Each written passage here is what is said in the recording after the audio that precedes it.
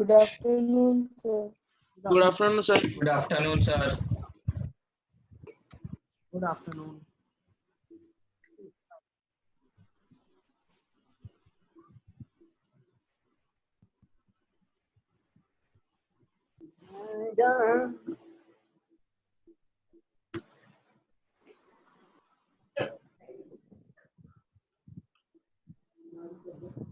चलिए let's start. Sir Yes, बेटा. Sir वो फंक्शन जो एक्सरसाइज 1 है ना उसमें वो जो दूसरा वाला क्वेश्चन है ना उसमें सर मतलब पहले क्वेश्चन में जो दूसरा वाला है ना उसमें मतलब ट्रांजिटिव आ रहा है लेकिन पीछे आंसर नॉट ट्रांजिटिव दिया है। खाली वो एक बार देख लो ना। बोला था वो वाला है। सब तक ने जो मुझसे पूछा था, सब तक वही वाला है क्या? हाँ सर वही है। वो आंसर चेंज करो ना, पीछे गलत दिया हुआ है. ठीक है सर पीछे सर मतलब हर एक दूसरी बार भी जब वो रिपीट हो रहा है ना मतलब ऐसा कुछ वहां पे भी आंसर नॉट ट्रांजिटिव ही दिया है तो वो कुछ अलग है क्या? नहीं फर्स्ट क्वेश्चन में तो यही प्रॉब्लम था, फिर पता नहीं सेकंड का।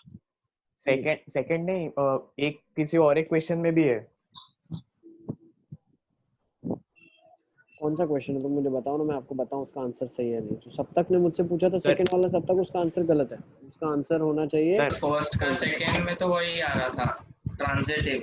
ट्रांजिटिव हाँ आएगा. सर पीछे नॉट ट्रांजिटिव दिया। सर एक मिनट हम्म.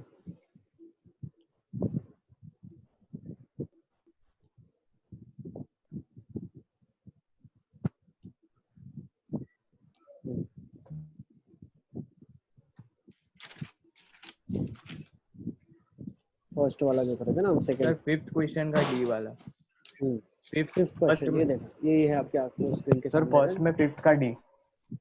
फर्स्ट में फिफ्थ का डी, ह्यूमन बींग्स वाला. फिफ्थ का D, X is wife of Y. Of Y दिया है ना?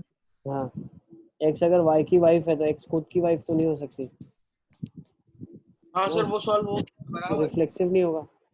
एक्स वाई की वाइफ है, वाई एक्स की वाइफ नहीं होगा, हस्बैंड होगा तो सिमेट्रिक भी नहीं होगा.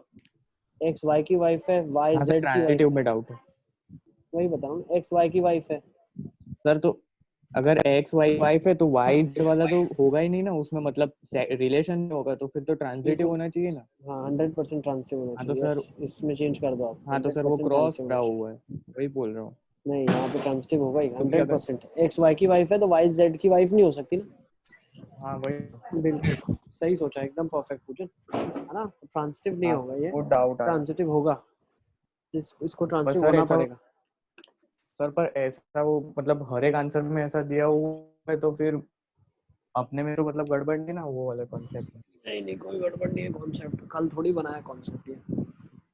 ठीक है, हाँ सर कॉन्सेप्ट में कोई गड़बड़ नहीं है, बिल्कुल सही है. ठीक है, A comma B belongs to R है, B comma C belongs to R अगर नहीं होता है तो हम A comma B belongs to R को ट्रांजिटिव मान लेते हैं. ठीक है, हाँ एक बार लास्ट वाला भी इसी तरीके से एक बार रीड कर लो. X is the father of Y और वाई फादर है जेड का, तो वो तो ग्रैंड फादर हो जाएगा. ठीक है, तो ट्रांजिटिव नहीं होगा, है ना. हाँ सर वो तो लास्ट करेक्ट। वाला तो बिल्कुल ठीक है. और कोई दिक्कत? बस और चले सर आगे. अभी करने तो बाकी। पीछे अगर आंसर कुछ ऐसे है तो आप मुझसे क्लैरिफाई कर लेना. ठीक है, हम गलत है वो गलत है, एक बार क्लैरिफाई हो जाएगा. वो सब तक ने जो मुझसे पूछा था सब तक वो पीछे वाला एक बार चेक कर लें आप. पीछे आंसर चेंज करना पड़ेगा. हाँ सर वो सर इसमें भी पीछे आंसर चेंज करना पड़ेगा।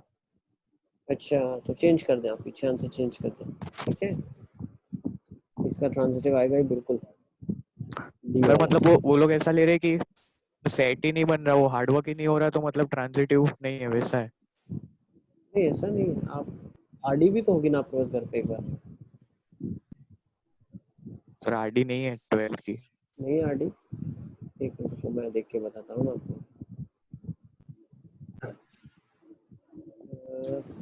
सर ऐसा कोई ट्रांजिटिव क्वेश्चन तो होगा ना। सॉल्व एग्जांपल ही मैं देख रहा हूँ. एक बार एनसीईआरटी खोला हुआ मैंने. एनसीईआरटी में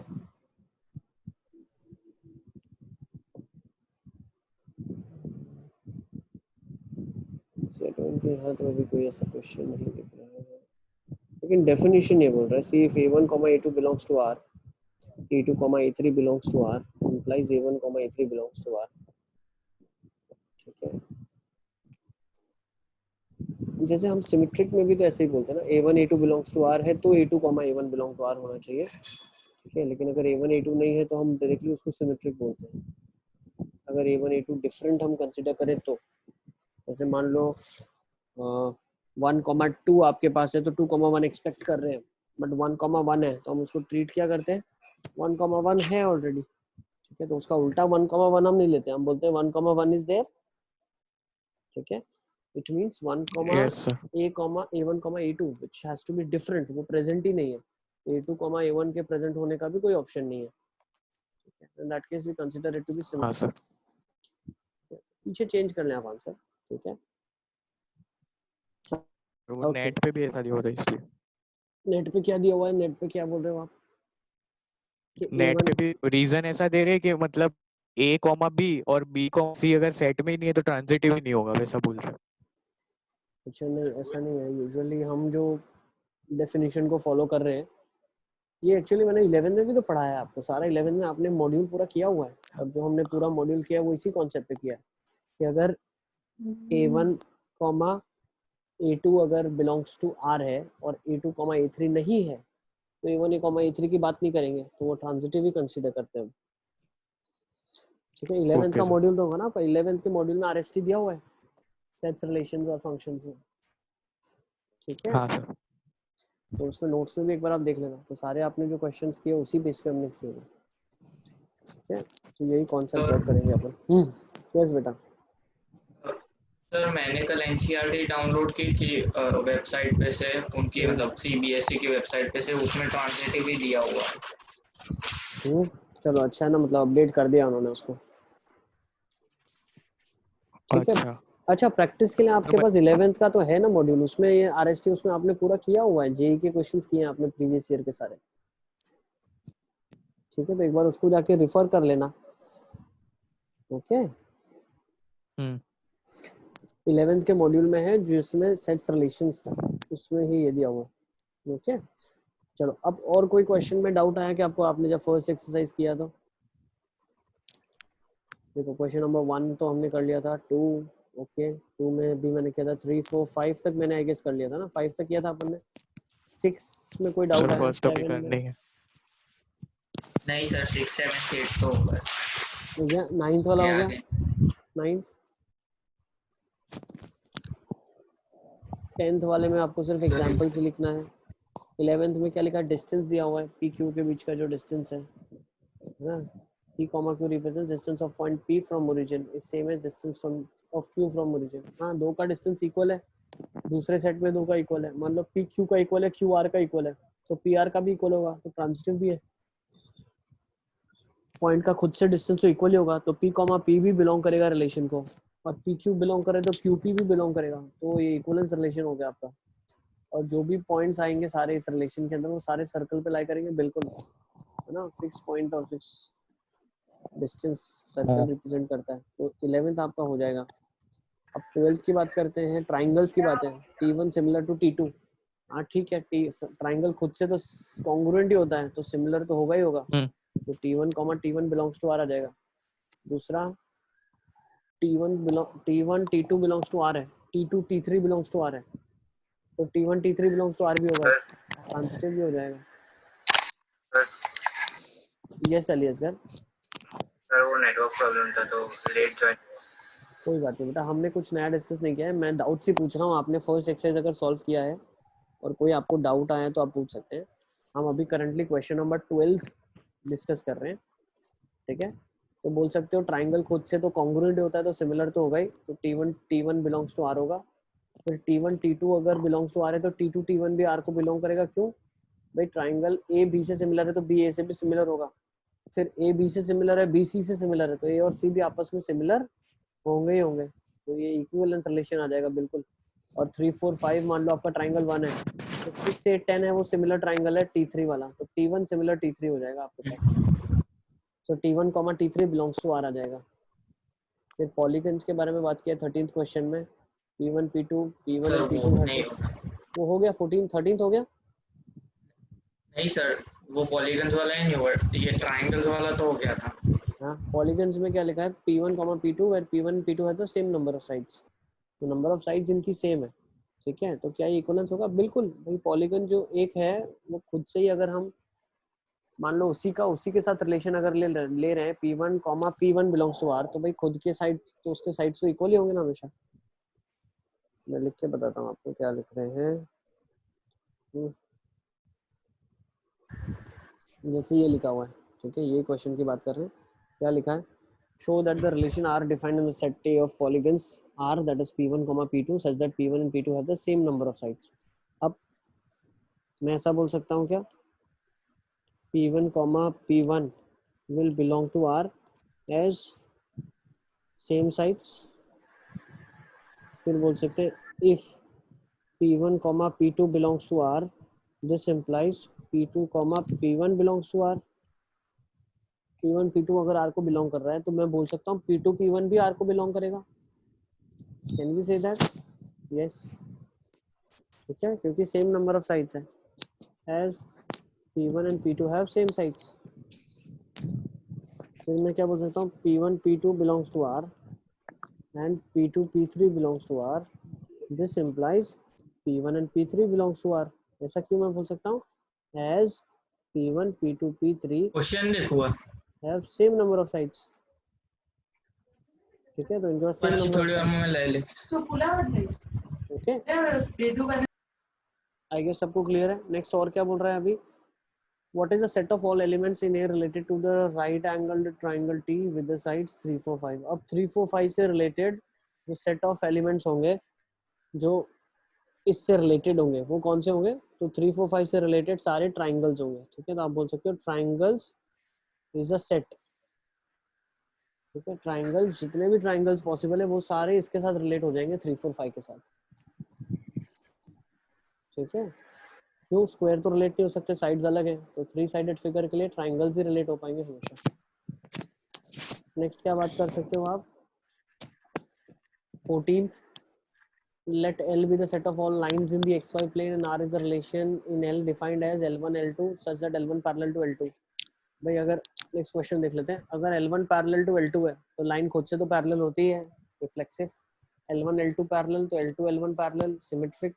L1 L2 parallel, L2 L3 parallel, so L1 and L3 are also mutually parallel, तो ट्रांजिटिव भी होगा, so it's reflexive, symmetric and transitive as well. Okay, RST, so it's an equivalence relation. ठीक है, तो आपको prove करना तो अब आ जाएगा, बहुत आसान है। Find the set of all lines related to this, तो जो इसके साथ रिलेटेड होगी वो सारी लाइंस क्या होगी, y is equals to 2x plus c का फॉर्म में होगी। क्यों, सारी पैरेलल है तो स्लोप 2 रहेगा, इंटरसेप्ट सिर्फ चेंज होता रहेगा। हाँ। सही है, 14 भी हो गया, 15 वाला तो काफी सिंपल है, 16 भी काफी सिंपल है। ओके, कोई डाउट है तो बताओ आप। ओके, ठीक है, ओके चलो अब नेक्स्ट टॉपिक पे आ जाते हैं हम, हमारे नेक्स्ट टॉपिक पे डिस्कशन स्टार्ट करते हैं। जो नेक्स्ट टॉपिक है हमारे डिस्कशन का वो आ जाता है फंक्शंस के ऊपर। सबको ये क्लियर है? एक्सरसाइज 1.1 मेरे हिसाब से अभी आप सब लोग बहुत अच्छे से कर लेंगे, है ना? हाँ सर। ठीक है, चलो अब शुरू करते हैं फंक्शंस के साथ।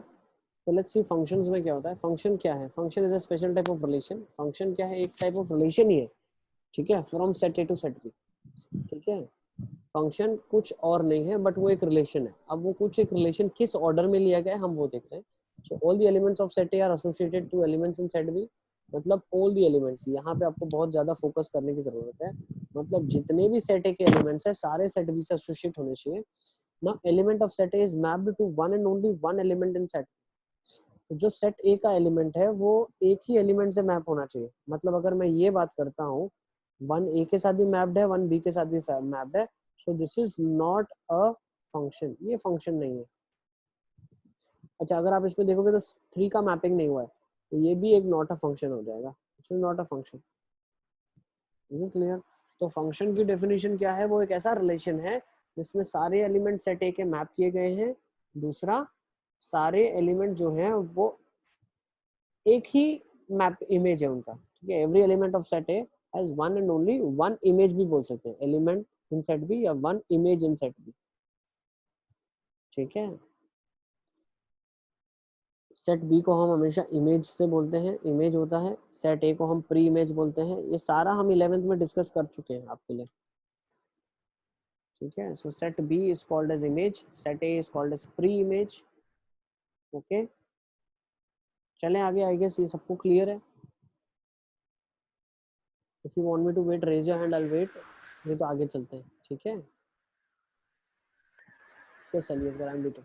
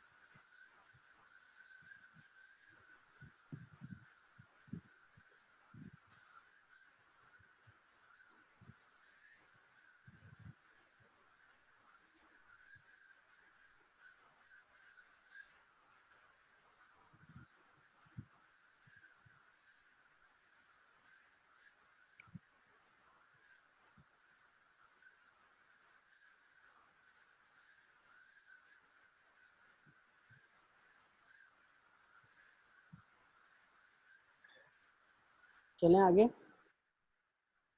सर एक मिनट, ठीक है।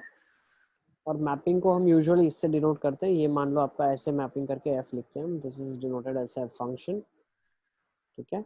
सारे एलिमेंट्स को हम पहले को प्री इमेज भी बोलते हैं या डोमेन भी बोलते हैं, डोमेन ऑफ एफ, और इसको बोलते हैं को डोमेन ऑफ एफ, ठीक है। और जिन जिन का मैपिंग होता है उनको रेंज बोला जाता है। जो जो एलिमेंट्स मैप्ड है, जैसे यहाँ पे ए और बी है, so A and B are called as range, ठीक है। रेंज उसको बोला जाता है जिसकी मैपिंग की गई हो कभी ना कभी, ठीक है। तो यहाँ से हमें एक और चीज पता चलती है, जो रेंज है वो हमेशा सबसेट होती है कोडोमेन के। Range is a subset of codomain.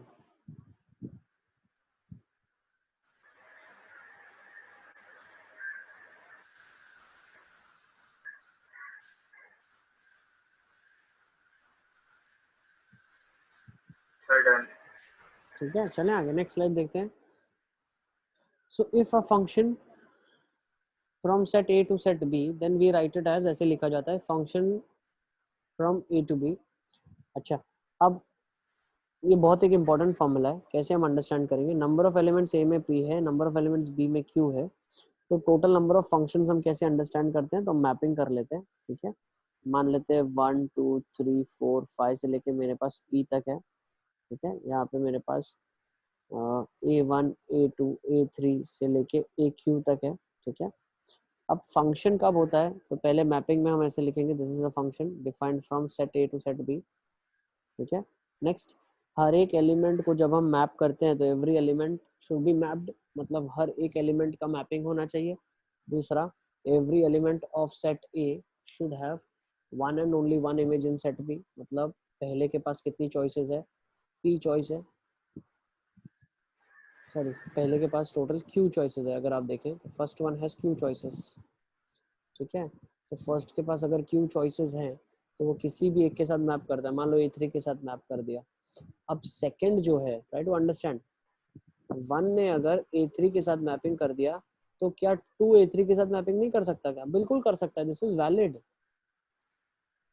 लेकिन क्या वैलिड नहीं है, 1 की अगर Q3 के साथ मैपिंग की है तो 1 की किसी A3 के साथ की है, तो 1 की A4 के साथ मैपिंग आप नहीं कर सकते, दिस इज नॉट वैलिड, सही है। तो एक एलिमेंट एक ही के साथ मैप करेगा, वो हमें करना है।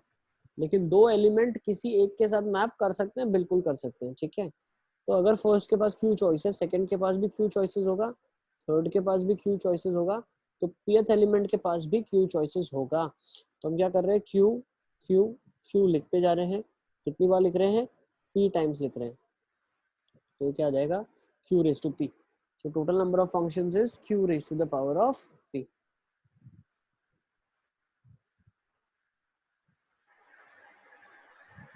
नोट कर लेंगे, फिर हम आगे चलते हैं। आज सेकंड एक्सरसाइज तक का पूरा कंप्लीट कर दूंगा मैं आपके लिए, ठीक है। फिर आप सेकंड एक्सरसाइज कर सकते हैं, फिर नेक्स्ट क्लास में थर्ड एक्सरसाइज करेंगे।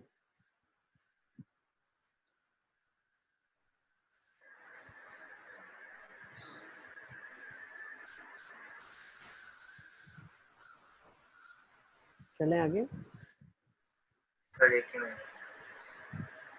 हाँ सर, एक सेकंड। लिखो लिखो लिखो।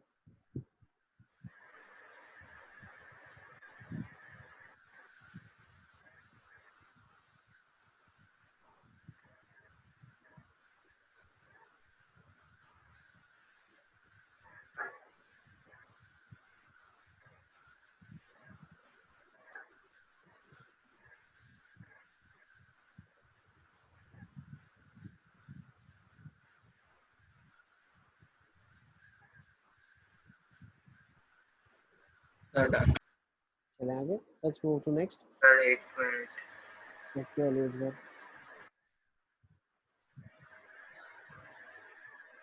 सर खाली डायग्राम ही बनाना पड़ा। हाँ हाँ बना लो।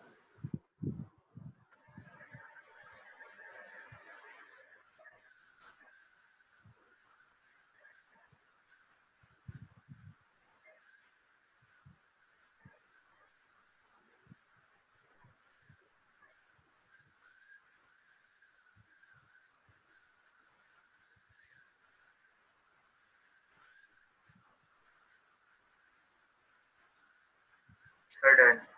Okay let's move to next now.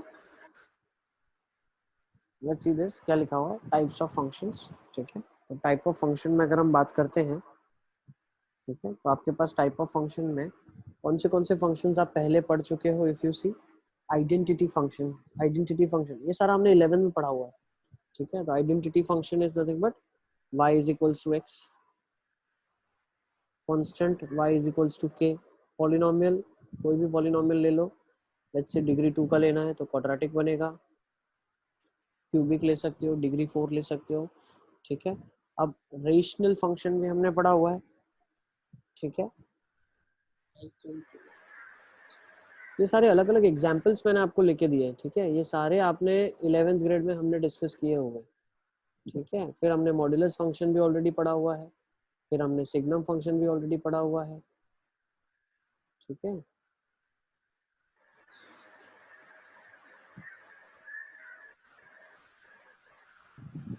Sir rational function, दो फंक्शंस का डिवीजन अगर आप कर लेते हो, ठीक है।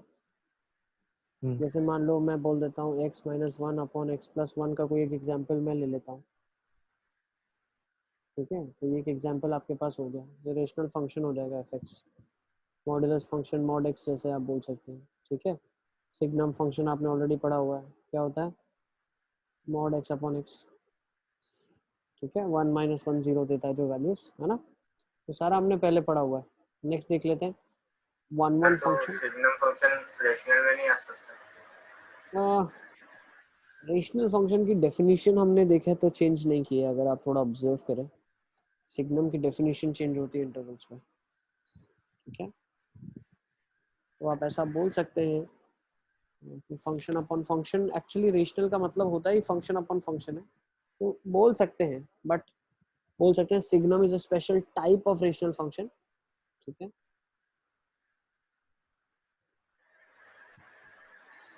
ठीक है।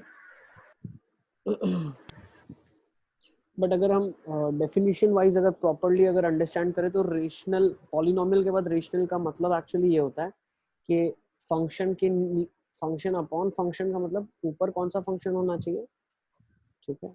सिग्नम एक्चुअली नहीं इंक्लूड कर सकते क्योंकि जो ऊपर वाला है मॉड ऑफ एक्स ये पॉलिनोमियल नहीं है, this is not a polynomial. जबकि रेशनल फंक्शन के मतलब में न्यूमरेटर जो होता है वो भी एक पॉलिनोमियल होता है, ठीक है, पॉलिनोमियल होता है। और जो डिनोमिनेटर होता है ये भी एक पॉलिनोमियल होता है, ठीक है, न्यूमरेटर भी पॉलिनोमियल होता है, डिनोमिनेटर भी पॉलिनोमियल होता है। तो ये पॉलिनोमियल अपॉन पॉलिनोमियल तो रेशनल फंक्शन कहलाता है, ठीक है। वैसे कोई डेफिनेशन पूछता नहीं है, बट फॉर क्योंकि हमारे एनसीईआरटी में 11th में था, इसीलिए एक बार हमने देख लिया इसको, क्या पता कहीं यूज आ जाए आपको, है ना। ठीक है, कोई पूछता नहीं है कि रेशनल फंक्शन क्या होता है, मॉडुलस फंक्शन क्या होता है, ठीक है। Okay, let's move on now. अब पढ़ेंगे जो हम टाइप्स ऑफ फंक्शन में जो हमारे काम की चीज़ है इस बार जो हमें स्टडी करनी है वो करना है वन वन फंक्शन, ठीक है। अब वन वन फंक्शन क्या होता है? वन वन फंक्शन एक ऐसा फंक्शन होता है, सी फंक्शन में अलग अलग टाइप्स अभी हम पढ़ रहे हैं। पहले तो रिलेशन था, रिलेशन में एक स्पेशल टाइप फंक्शन था। अब बहुत सारे फंक्शंस में कुछ स्पेशल टाइप्स होते हैं, तो पहले वन वन फंक्शन पढ़ लेते हैं। What do I mean by one one function?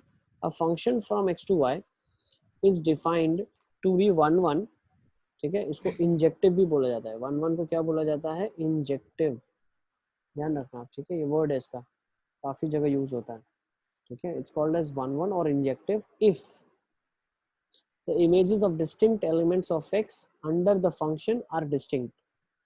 मतलब मैं क्या बोलना चाह रहा हूँ कि जब मैंने मैपिंग किया हुआ है, मान लो 1 2 3 4 मैपिंग है और ABC मेरा मैपिंग है, तो 1 A के साथ जाएगा, 2 B के साथ जाएगा, 3 C के साथ जाएगा और 4 बच गया मान लो। तो अगर 4 भी किसी के साथ जा रहा है तो ये वन वन फंक्शन नहीं होगा, this is not a one one function.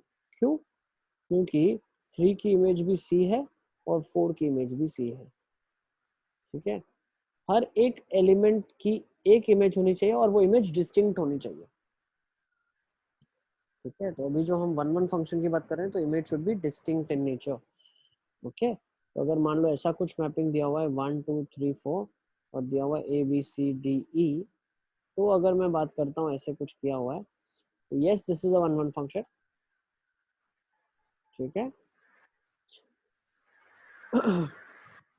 अच्छा, इसको हम प्रूव कैसे करेंगे? जब हम क्वेश्चंस में प्रूफ दैट के लिए बहुत बार यूज करेंगे, ठीक है। तो कैसे हम बोलेंगे कि फंक्शन वन वन है या नहीं है? तो ये एक एल्गोरिदम है छोटा सा जो हम फॉलो करते हैं। ये एल्गोरिदम क्या बोलता है कि let f of x1 is equals to f of x2। हम क्या करते हैं, हम मान लेते हैं फंक्शन की दो अलग वैल्यूज पे एक वैल्यू आ रही है, मतलब x1 और x2 दो x की अलग वैल्यूज है लेकिन फंक्शन की वैल्यू वहां सेम आ रही है, ठीक है। इसका मतलब क्या है? हम शुरू कर रहे हैं कि फंक्शन वन वन नहीं है, वन वन नहीं है, इस ये बोल के हम शुरू कर रहे हैं that it is not one one function. लेकिन जब हम कुछ प्रोसीजर यहाँ पे करेंगे और उसके बाद मुझे मिलेगा कि x1 is equal to x2 आ गया, मतलब मैं क्या बोल सकता हूँ कि फंक्शन की वैल्यूज इक्वल हैं। वो तभी इक्वल हैं जब उनके इनपुट में जो आपने दिया वो भी इक्वल होंगे। तो when inputs are same then only the output is same. मतलब इनपुट अगर डिफरेंट है तो आउटपुट सेम कभी नहीं आ सकता। इसका मतलब क्या है कि फंक्शन हमेशा वन वन ही होगा, ठीक है। जैसे फॉर एग्जांपल मैं ले लेता हूँ f of x is equals to x square का एग्जांपल ले लेता हूँ। अब क्या ये क्वाड्रेटिक ग्राफ होता है? बिल्कुल। Upward parabola? बिल्कुल। क्या ये वन वन फंक्शन है? No, it is not a one one function. क्यों? ग्राफ बना के देख लो आप, ग्राफिकली देखो। वन वन फंक्शन नहीं बोलने के कितने मेथड है मैं आपको बता रहा हूँ। एक सेकंड, इसको मैं थोड़ा सा हटा देता हूँ पहले, ठीक है। अब मैं आपको यहाँ पे समझाता हूँ। अगर f of x is equals to x square है आपके पास, तो अगर इसको वन वन है या नहीं बताना है तो इसके कितने सारे मेथड्स है। First method is graphical method. आपने क्या किया? f of x is equal to x square का ग्राफ बना लिया, ओके। अब आपने क्या किया? एक हॉरिजॉन्टल लाइन कट करवाया। अब वो हॉरिजॉन्टल लाइन अगर एक्स एक्सिस, जो एक्स एक्सिस के पैरेलल है, वो अगर ग्राफ को दो जगह कट कर रहा है, एक 0.1 है और एक 0.2 है, तो ये मैनी वन फंक्शन होगा। क्या होगा? मैनी वन फंक्शन होगा। कैसे? एग्जाम्पल के लिए, अच्छा ये एक तरीका आपने बता दिया। दूसरा आप क्या कर सकते हो? एग्जाम्पल से बता सकते हो कि भाई f ऑफ 1 भी मुझे 1 मिलता है, f ऑफ -1 भी 1 मिलता है, therefore function is not one one, it is many one. अब सर जो, हाँ हाँ पूजन, सर ग्राफिकल वाला खाली एक और बार। ग्राफिकली में हम क्या करते हैं? हम एक हॉरिजॉन्टल लाइन बनाते हैं, ठीक है, पैरेलल टू एक्स एक्सिस। वो हॉरिजॉन्टल लाइन अगर ग्राफ को दो जगह कट करता है तो वो मैनी वन फंक्शन होता है, हाँ सर। ठीक है। ये एक मेथड है। दूसरा मेथड आपने बता दिया इट्स नॉट वन वन। कैसे? आपने एग्जाम्पल लेके बता दिया भाई 1 पे भी 1 है, -1 पे भी 1 है, आपने उसकी क्या मैपिंग करके दिखाई। मैं इसके लिए बता रहा हूँ F of X is equal to x square के लिए सारा ये 1 है -1 है। अब 1 की मैपिंग भी 1 होगी, -1 की मैपिंग भी 1 होगी। तो फंक्शन की एफ की मैपिंग आप बता दोगे कि ये एक ही एलिमेंट की, दो एलिमेंट की एक ही सेम इमेज बन रही है। -1 की इमेज भी 1 बन रही है और 1 की इमेज भी 1 बन रही है। तो ये कभी भी 1-1 फंक्शन नहीं होगा। ठीक है, तो दो मेथड है। तीसरी मेथड भी बताता हूँ, इसके बाद चौथी और मेथड भी बताता हूँ, इसको अब लिख लो एक बार।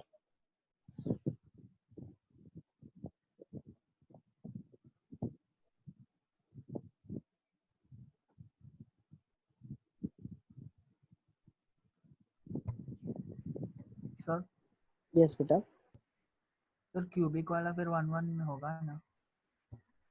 डिपेंड करता है क्यूबिक वाला 1-1 होगा कि नहीं होगा, हम ऐसे नहीं बता सकते, तो प्योरली डिपेंड करता है। इक्वल्स टू एक्स क्यूब करेंगे तो उसका ग्राफ दो जगह पे क्यूबिक कट सिर्फ एक्स होता क्यूब नहीं होता ना, अब क्यूबिक सिर्फ एक्स क्यूब नहीं होता। एक्स क्यूब बोल सकते हो आपके 1-1 होगा क्योंकि उसका ग्राफ ऐसे होगा, लेकिन कोई क्यूबिक ऐसा हाँ। भी तो हो सकता है ना। हाँ अब इस क्यूबिक में क्या होगा, मैंने एक लाइन ड्रॉ कर दिया, 3 जगह कट कर दिया, तो ये फंक्शन 1-1 नहीं है, this is not a 1-1 function, ये 1-1 है। ये भी चेक करते हैं, कैसे पता चलता है ये मैं बता रहा हूँ आगे आपको। ठीक है, आपके एनसीईआरटी के स्कोप में इतना ज़्यादा नहीं है, बट हमारे जेई के स्कोप में तो बहुत ज़्यादा है। तो हम कैसे इसको अंडरस्टैंड करेंगे, इसी जेई के लिए मैं थोड़ा बहुत ये पार्ट को फिर थोड़ा जल्दी ख़त्म कर दूंगा जो हम स्कूल के लिए पढ़ ही रहे हैं। ठीक है, क्योंकि इनडेफिनेट के बाद हमको फंक्शंस ही लेना है। अली असगर, कोई डाउट है यस सर। तुमका? नहीं सर, सर वो मैंने रुकने के लिए कर रहा था hand raise. Yes yes yes, no.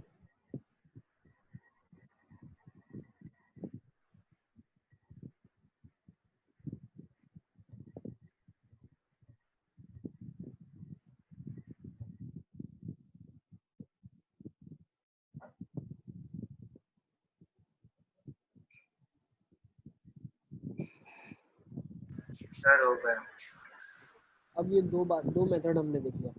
अब तीसरा मेथड हम कैसे देख सकते हैं, देखो what will be the third method that we can think of is F of X is equals to x square है मेरे पास। तो जो ये फंडामेंटल मेथड जो हमारा एनसीईआरटी फॉलो करता है, क्या जो एनसीईआरटी में दिया है, वो मेथड देख लेते हैं। ठीक है, डेफिनेशन बेस्ड है, तो यूजुअली हम इसको यूज़ कहीं नहीं करते। ठीक है, जहाँ भी हम जी के लिए अपने आप को क्वेश्चन को करेंगे तो इस मेथड के लिए कभी नहीं जाएंगे, ग्राफिकली फटाफट देख लेंगे, या इसके बाद वाली जो मेथड बताऊंगा हम उससे करेंगे। ठीक है, तो अभी क्या दिया हुआ है, F of X one is equal to F of X two. तो मान लो F of X is equal to x square दिया है, एल्गोरिथम क्या बोलता है, F of X one is equal to F of X two, मतलब function की वैल्यू x1 पे x2 के बराबर है।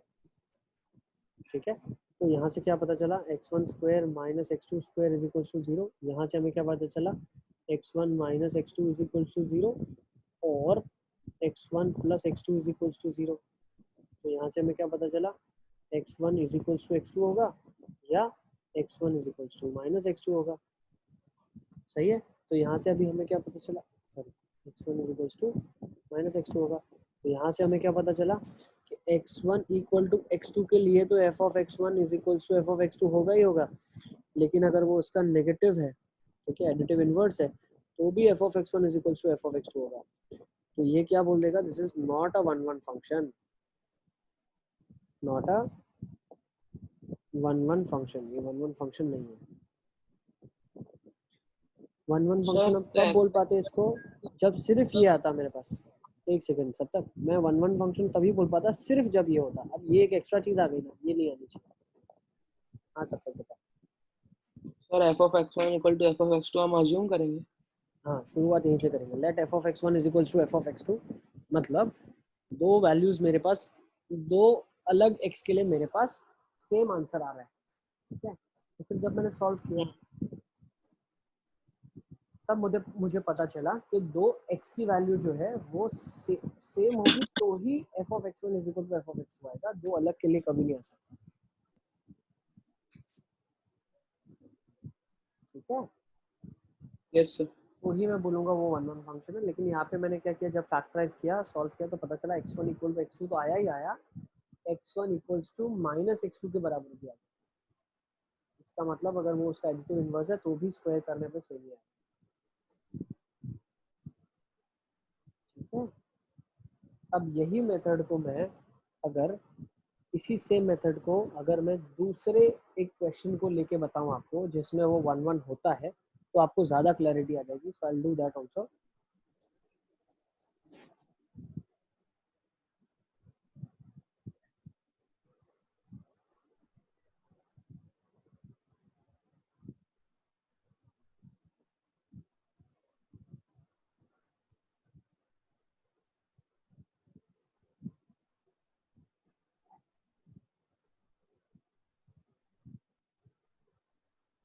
Okay, let's take this now.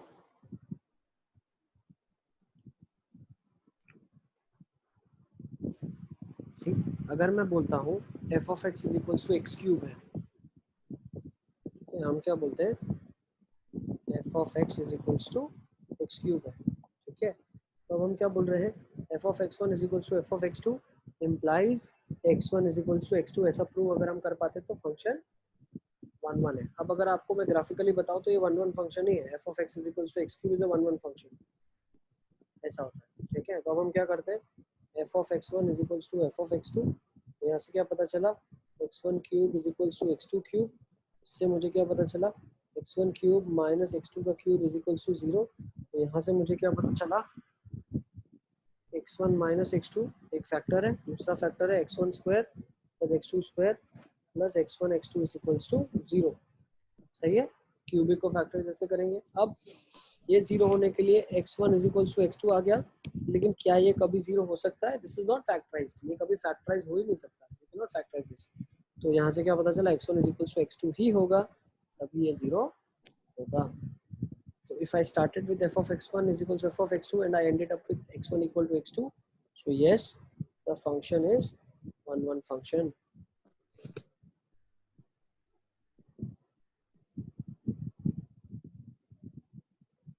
क्या the function जो है आपका 1-1 function है। नोट कर ले इसको। अब चौथा भी एक मैं मेथड आपको बता दूंगा जिससे आपको ज़्यादा क्लैरिटी मिल जाएगी।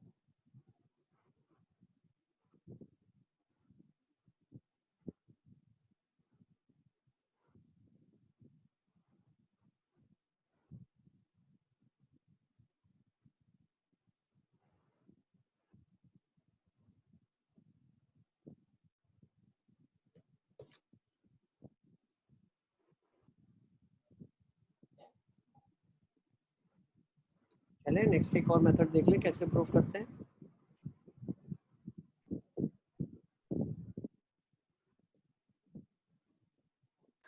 Less than a minute is there, session end हो जाता है तो फिर आप ज्वाइन कर लेना उसी टाइम, ठीक है। कंटिन्यू करते हैं। लेट्स सी क्या लिखा है। अब अगर मैं बात करता हूँ यहाँ पे तो मैं ऐसा सोच सकता हूँ, मान लो f of x is equals to x square है, ठीक है। अब हम जो लॉजिक से सोच रहे हैं वो डिफरेंशिएशन वाले लॉजिक से सोच रहे हैं। हम क्या करते हैं इसको डिफरेंशिएट करते हैं, तो f डैश x कितना आ गया 2x आ गया।